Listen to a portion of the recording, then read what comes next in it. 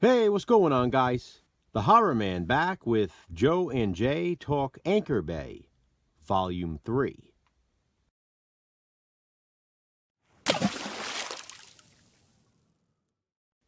Jason from Horrific Nightmares and I have now done 2 of these Anchor Bay collection videos. In each, we've shown 20 of our favorite Anchor Bay releases from our collections.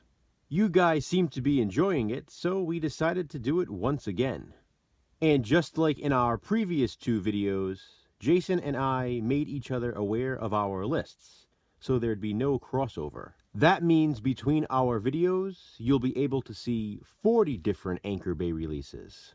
And as always, the 20 I'll be featuring here in this video are not necessarily my top 20, they're just 20 more of my favorite Anchor Bay releases.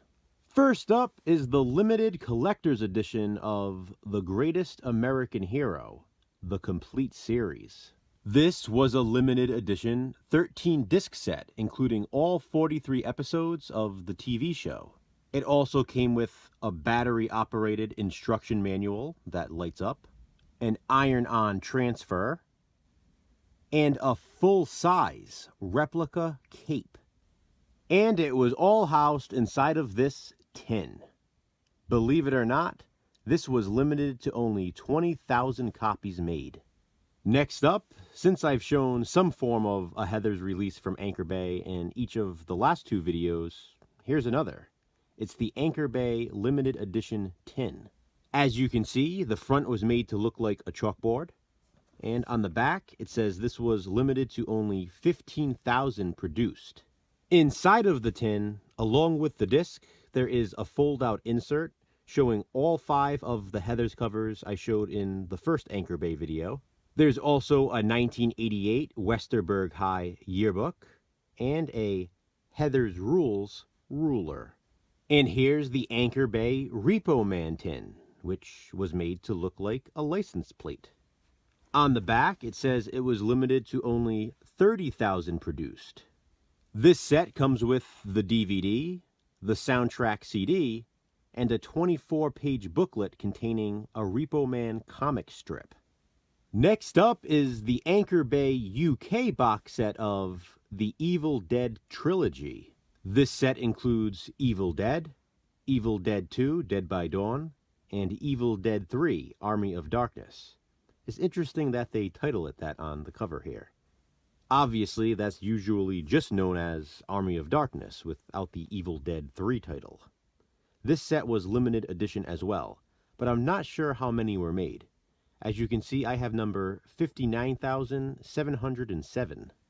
This is actually a 4-disc set, with disc 1 being The Evil Dead, disc 2 being Evil Dead 2, and disc 3 being Army of Darkness.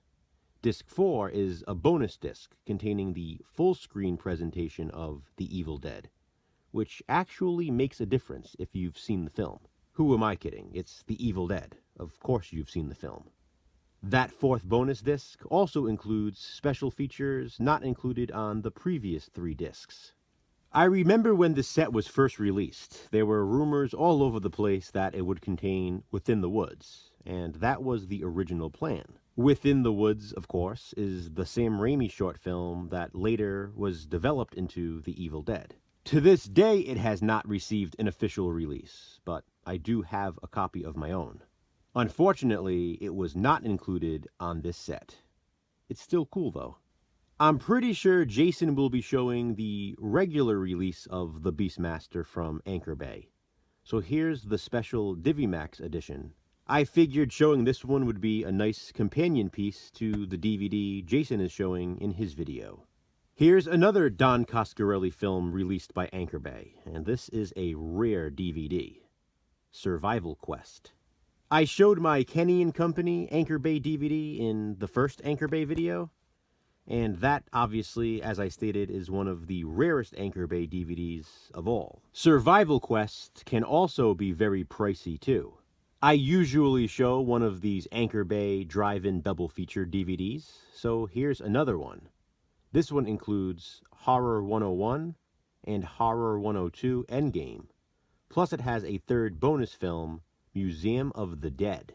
I settled on this one for this Volume 3 video simply because no one ever talks about these movies. I mean, have you heard of them? Not many people have, especially Museum of the Dead. This is one of the rarer Anchor Bay drive-in double feature discs. And here's another double feature. It's the original Anchor Bay release of Silent Night, Deadly Night, and Silent Night, Deadly Night, Part 2. This was the first time the uncut version of Silent Night, Deadly Night was available with its sequel.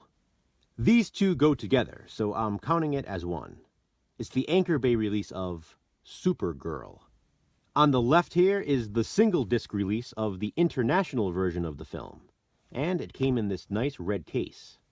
On the right, in the silver case, is the limited edition 2-disc set of Supergirl, containing the international version and the director's cut. This was limited to only 50,000. I have number 49,590. This limited edition was insanely hard to find for a while there, and in fact, I have not seen another copy of this one for years. Next up, we have some Anchor Bay exploitation with Hots. Hots features some Playboy playmates, including Sandy Johnson, who also played Judith Myers in Halloween. I'm not sure what the hell this is, but I found it at a thrift store some point the end of last year, and it was an Anchor Bay DVD that I had never seen before, so I picked it up. It's called A Night in Heaven. Apparently it stars Christopher Atkins and Leslie Ann Warren, and from the looks of it, I have no idea what to expect, but like I said, it's an Anchor Bay. I saw that logo, so I had to buy it. Here's an Anchor Bay cheese fest, Body Rock. This is obviously a cheesy dance movie, but hey, it's Anchor Bay, and it's the 80s, so it's like a time capsule. I've shown a dark Disney film in each of the previous Anchor Bay videos, so here's another. Something Wicked This Way Comes. This is another darker Disney film that Anchor Bay released before Disney even released it on DVD. Pretty cool. Here's a spaghetti western from Anchor Bay with Franco Nero, Keoma. I found this one not too long ago, and I was pretty excited. First off, because I had never seen this Anchor Bay DVD before, and secondly, because I've been interested in getting into some spaghetti westerns. Here's an Anchor Bay DVD that was extremely rare and extremely expensive for a while. It's Freaked. What makes it even rarer is having the slipcover, because many copies you find online don't. And here's what's underneath the slip, which, that's just awesome. This is a crazy movie and a crazy rare Anchor Bay release. Here's another Anchor Bay UK release of a slasher film that Anchor Bay has not released here in the US, and that's Hatchet for the Honeymoon. I actually found this DVD locally.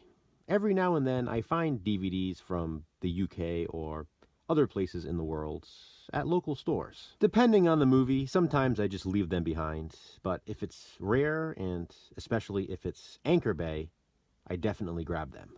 When it's a rare Anchor Bay slasher, it's not even a question. Here's an Anchor Bay DVD I've had for a very long time, and I've always loved this one. Slayground. First of all, I love the cover. I mean, anything with a carnival setting, you guys know I love. I also love that title, Slayground. But what's even better is no one talks about this movie. It's another obscurity from Anchor Bay. Here's an Anchor Bay DVD Jason said I should show in my first Anchor Bay video. Well, I didn't, and then I didn't show it in the second video either. But here it is in Volume 3. It's Superstition. Anchor Bay was the first company to release Superstition on disc in the US, and at the time it was a very highly sought after DVD. Then it went out of print, and it was even more sought after, and very expensive. Of course, the movie has since been released on Blu-ray by Scream Factory, but I still cherish this Anchor Bay DVD. I always like to end these Anchor Bay videos with some VHS releases from them. So here's Possession. This is the VHS collector's edition of Possession in this clamshell case, and it was the first time the director's cut of the movie was released in the US. When Vestron released it, it was cut by nearly 45 minutes. This director's cut of Possession is almost an entirely different film. This tape, by the way, in case you haven't guessed, is very rare. And last but not least, we have Mephisto. This is also a VHS collector's edition in a clamshell case, released by Anchor Bay. And it's yet again another film no one ever talks about. Mephisto, like the Anchor Bay Possession tape I just showed, is presented in widescreen. That's another thing about Anchor Bay. They were one of, if not the first company, to release their movies on VHS in widescreen presentation. Anchor Bay was awesome. So, there you have it, guys. 20 more of my favorite Anchor Bay releases for Joe and Jay Talk Anchor Bay, Volume 3. What do you think?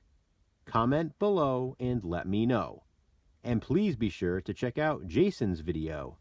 Maybe we'll do this just one more time. Stay tuned. Until then, thanks for watching, guys. Hit that thumbs up and, be kind, subscribe.